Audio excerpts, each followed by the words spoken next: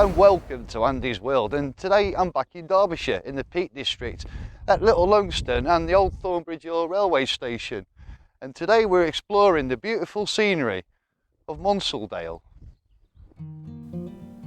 So for today's route, I followed a now disused line of the Manchester, Buxton, Matlock and Midland Junction Railway, now known as the Monsall Trail. Starting at Great Longstone, I follow the trackbed passing through Headstone Tunnel.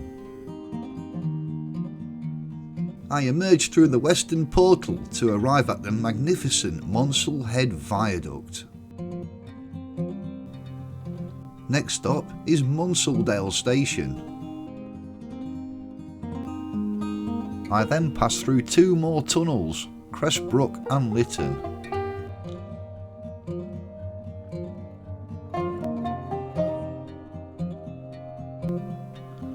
Millersdale Station and the nearby lime kilns. Then another large tunnel, Chee and the two smaller tunnels of Chee number 2 and Russia Cut. Dropping down into the gorge, we explore Cheedale and its stepping stones. Briefly rejoining the Monsall Trail, I pass back through Millersdale to the Angler's Rest.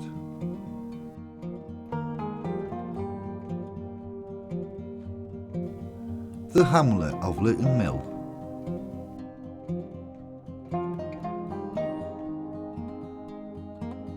The larger mill at Cressbrook. I then rejoin the Monsall Trail back at Monsall Head, returning back through Headstone Tunnel to Great Longstone, a route of 12 miles. Great Longstone Station was opened in 1863, serving Manchester, Buxton, Matlock and the Midland Junction Railway, which ran from a junction with the Midland Railway at Ambergate to Rowsley north of Matlock and on to Buxton. It was the first time the Midland had built in such difficult terrain with steep hills and deep valleys, Buxton itself being some 1,000 feet above sea level. The line followed the River Wye as far as Bakewell. In time it would become part of the Midland Railway's main line between London and Manchester. The line from Matlock to Buxton was closed in June 1968 by the Labour Minister for Transport, Barbara Castle, not as it is often thought by the Beeching reforms. Continuing support is being given by a heritage group, Peak Rail, who have restored the section from Matlock to Rowsley. After a short walk from Great Longstone, we arrive at the 533-yard long Headstone Tunnel. For many years the trail could not follow the trackbed through the tunnels at Monsall Head, Cressbrook, Lytton and Chee, which had been closed for safety reasons, and the trail was diverted to avoid them. The route became officially known as the Monsall Trail in 1981. The tunnels were reopened to walkers, horse riders and cyclists at a cost of almost £4 million and were formally opened on the 25th of May 2011 at a ceremony at the Headstone Viaduct. The trail can be used by wheelchair users with level access at Bakewell, Hassop and Millersdale, with disabled toilets at Bakewell and Millersdale railway stations.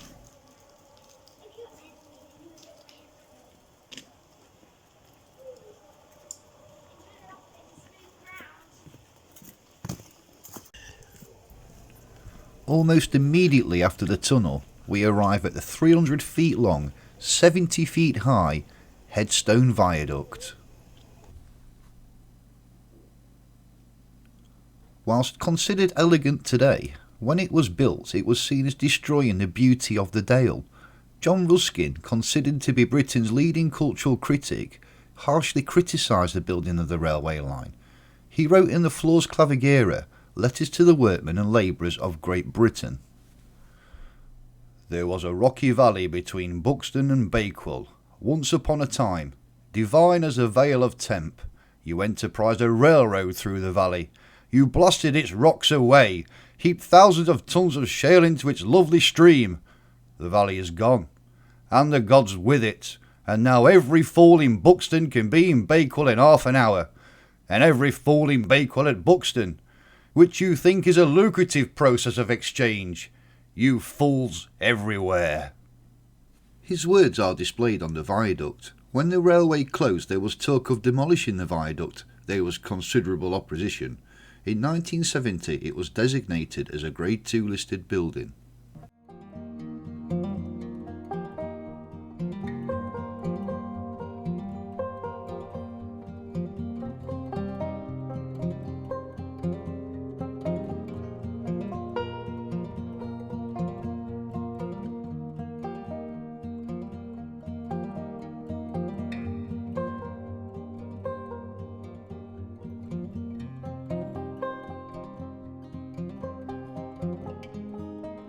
I'm currently walking along what remains of the platform of the Monsall Head railway station. Now, as you can see, there's no remains of any buildings or anything here, and that's because it weren't built with any. When the railway was constructed, it was cut through this valley for one reason: its beauty, and the railways decided to cash in on the tourism. This station just acted as a halt for local walkers to explore the area. The station also served the nearby mills of Cressbrook and Lytton.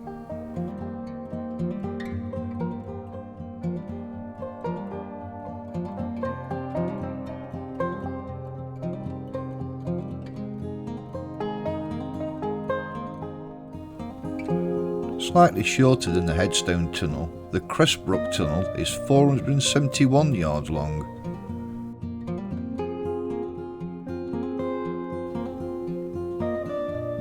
You may notice that all these tunnels are also lit. However, the lights only run from dawn till dusk.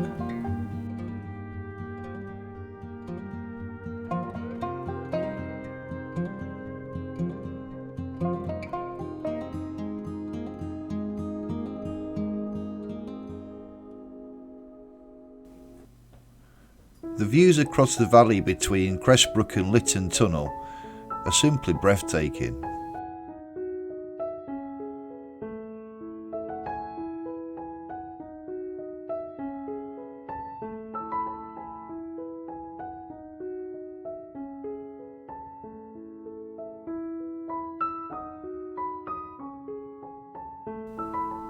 At 515 yards long, Lytton is our second longest tunnel of the day.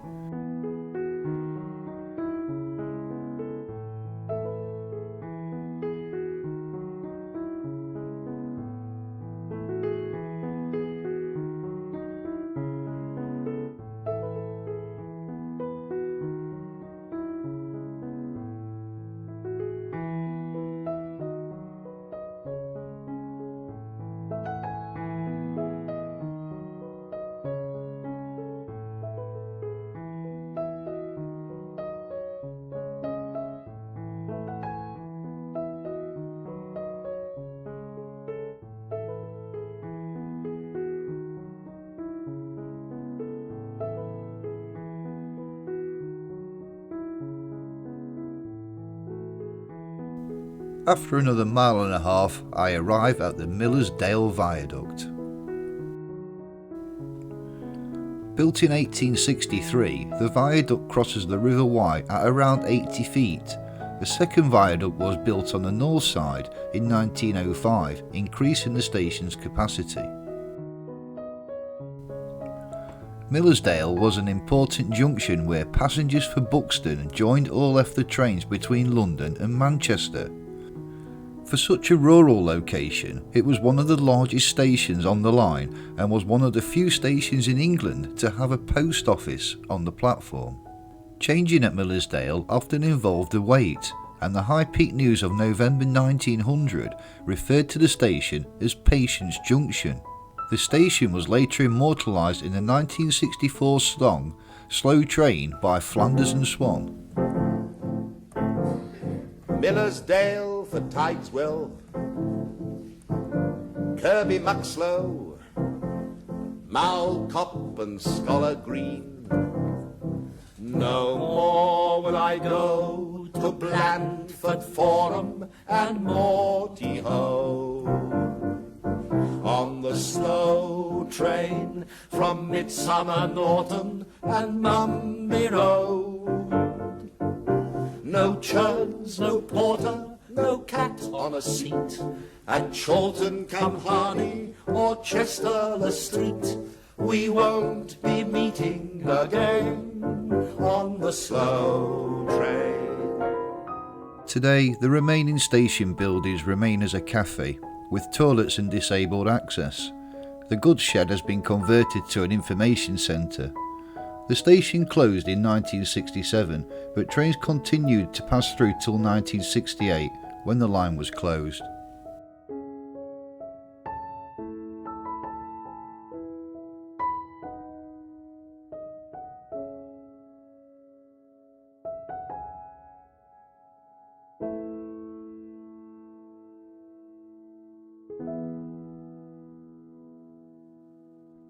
Now you'd be forgiven for thinking that this structure behind me was something out of The Empire Strikes Back or some Star Wars film, but it's actually a lime kiln. And what these were for were to make quicklime. Raw lime ore and coal was shovelled in layers and then set fire to. And as it burnt off, it produced quicklime, which was then shovelled out the bottom for making cement. So I've just followed an old tramway to the top of the lime kiln here, and this tramway brought these steel wagons, which was full of limestone ore, and these was tipped into the furnace at the top here. Now during the war, because these furnaces gave up so much light and heat, metal covers was put over the top to deter air raids, and the Germans basically bombing it. And so on to our next tunnel of the day, the 401 yard long Chee Tor number 1.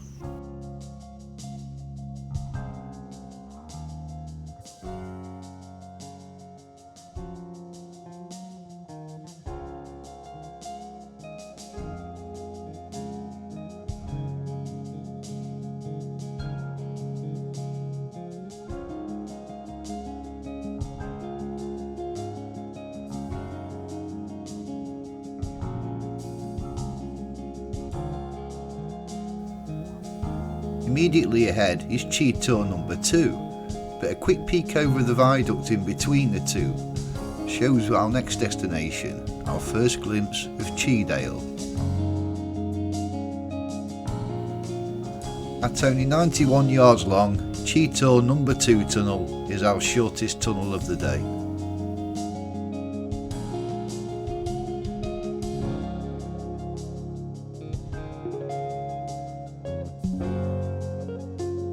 The odd tempting glimpse down into Cheedale comes into view.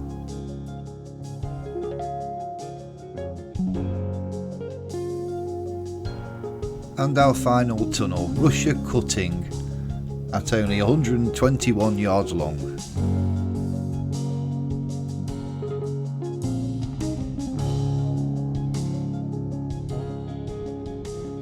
Now these tunnels was only reopened back in 2011. Until then they've been shut since the 60s, and not many people visited this end of Wydale because the access was so restricted.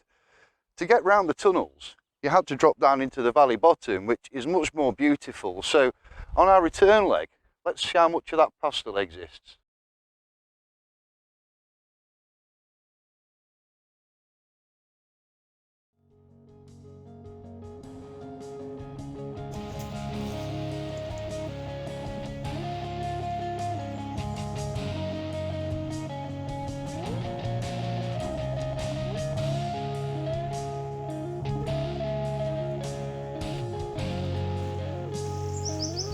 Welcome to Cheedale.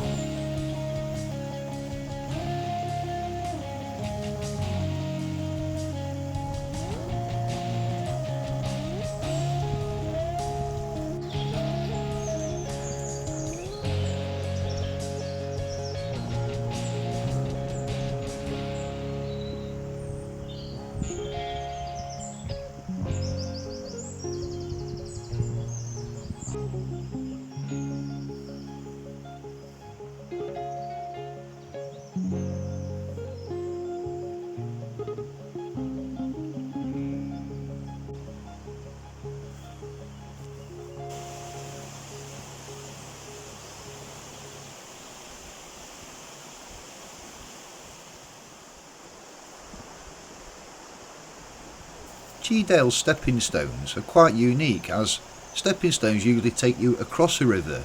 These ones take you along it. These limestone pillars can get very slippery when wet and shouldn't be attempted when the river is in flood. I've seen these 2 feet under water before.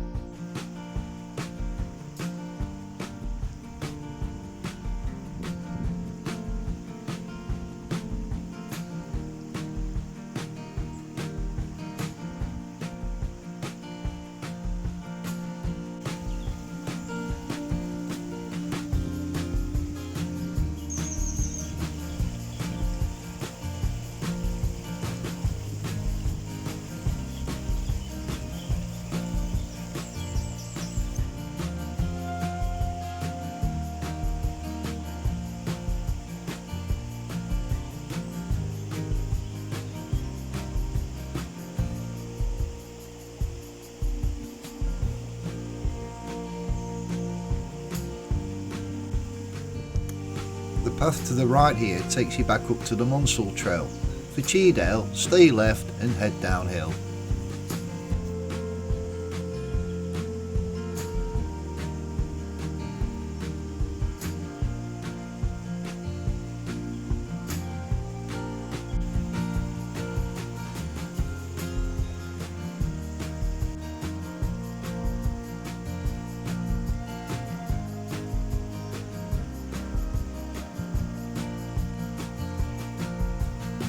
This is the bridge we peered over earlier.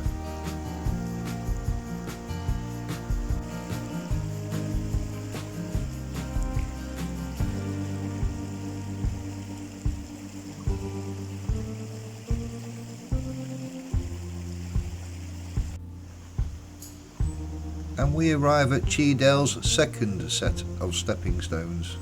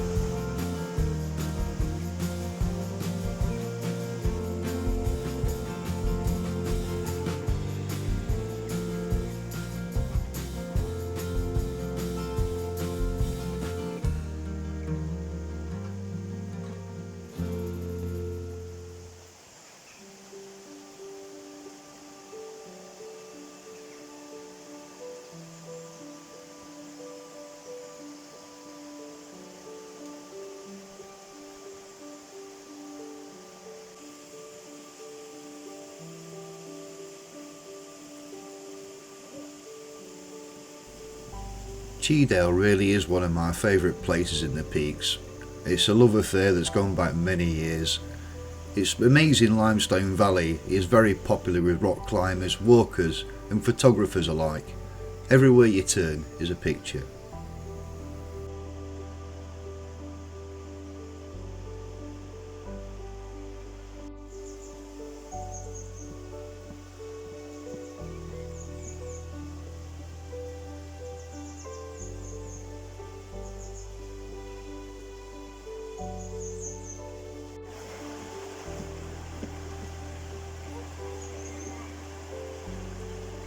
There's one bit where I use my feet.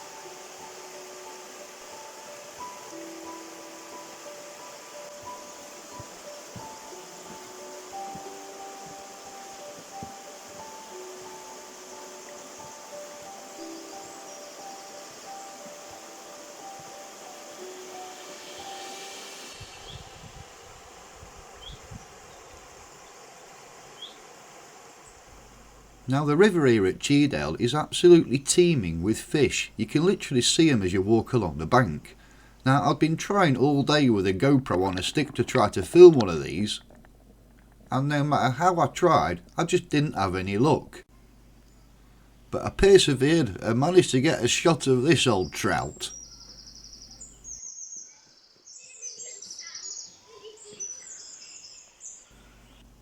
I think they were riding from this bloke on the right here.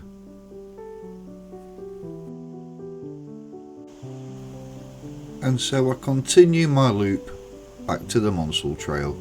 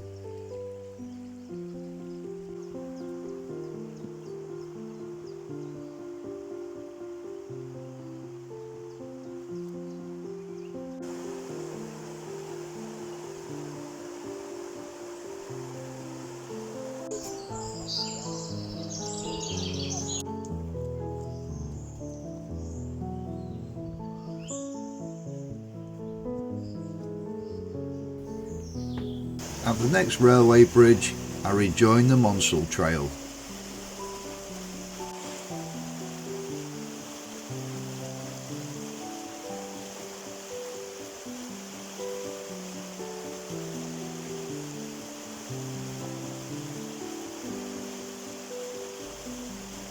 These steps are a thigh burner after Cheedale. There's lots of them.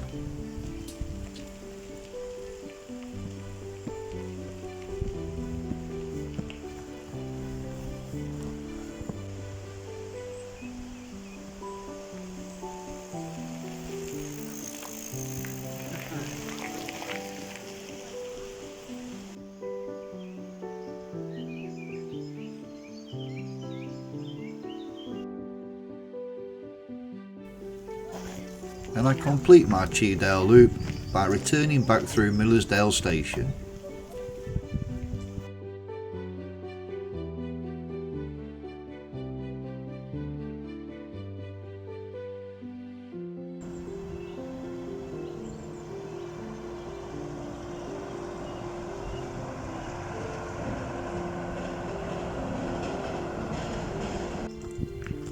It's time to leave the Monsall trail once again and head downhill towards the village of Millersdale.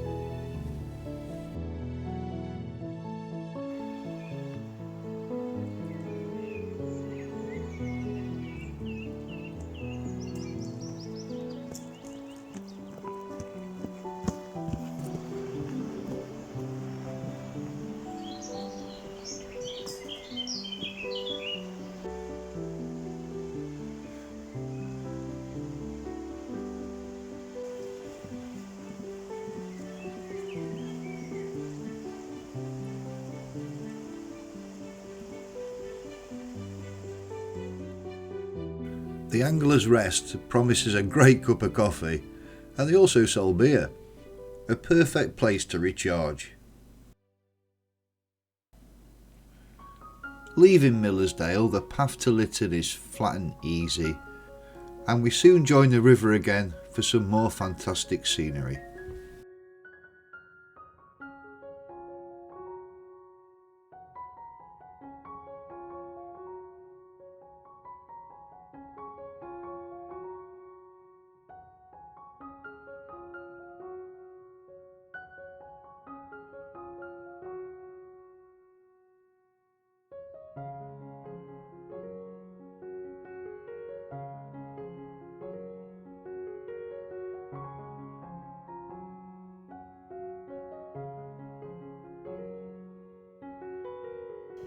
Lytton Mill was set up in 1782 by Ellis Needham and Thomas Frith, both farmers with small estates in the area.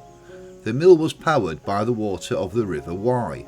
By 1786 the barely profitable mill was put up for sale. There were no buyers and Needham and Frith struggled on. Needham's money had gone and he was farming on rented land, while Frith left the partnership in 1799. It now hosts holiday let apartments.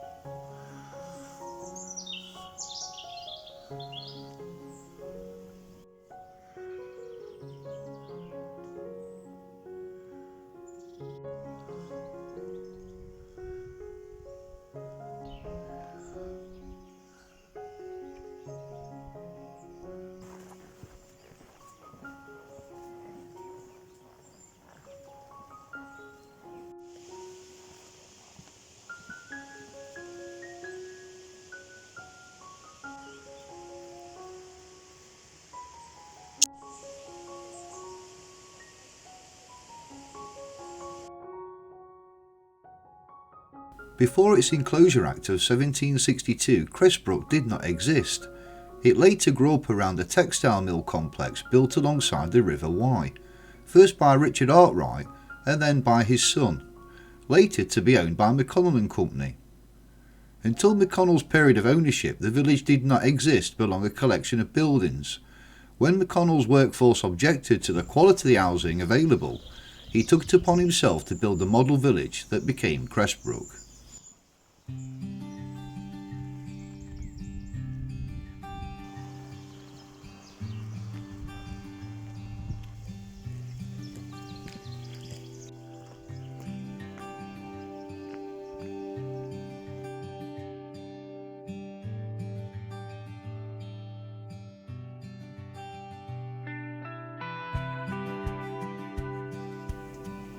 The route takes us for a final uphill to rejoin the Monsall Trail.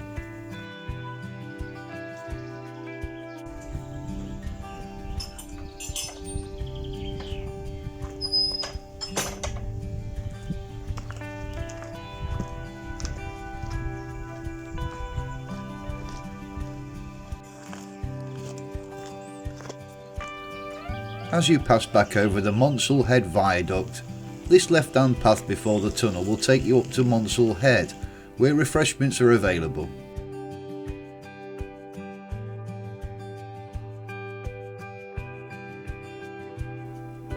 However, today I'm going to pass back through the tunnel and back to Thornbridge.